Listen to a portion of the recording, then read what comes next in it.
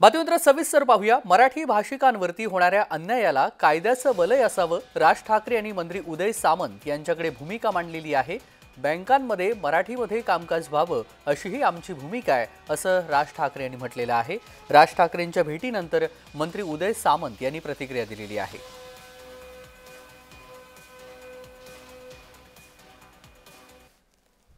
मराठीच्या संदर्भामध्ये ज्या काही घडामोडी सुरू आहेत त्या संदर्भामध्ये मला आज मराठी भाषेचा मंत्री म्हणून राजसाहेबांनी बोलवलं होतं आणि इथे येताना मी एकनाथ शिंदे साहेबांना सांगून त्यांची परवानगी घेऊन इथं आलो होतो।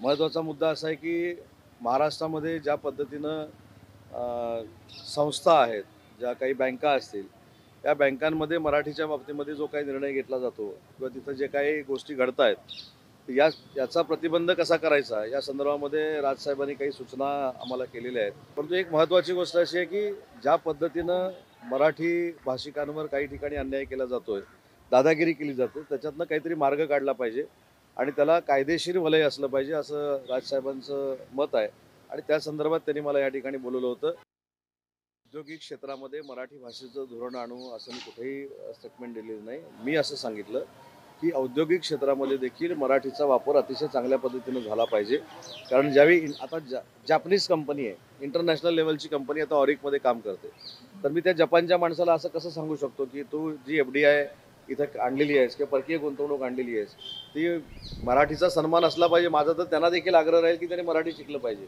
पण अशा गोष्टीवर सक्ती करणं योग्य नाही। महाराष्ट्रामध्ये ज्या बँका आहेत ज्यांचा डायलॉग कायमस्वरूपी सर्वसामान्य मराठी माणसाशी होत असतो, ज्या काही संस्था आहेत ज्यांचा डायलॉग कायम सर्वसामान्य मराठी माणसाचे होत असतो, जे व्यवहार आहेत ते मराठीमध्ये झाले पाहिजेत, ही आमची भूमिका आहे।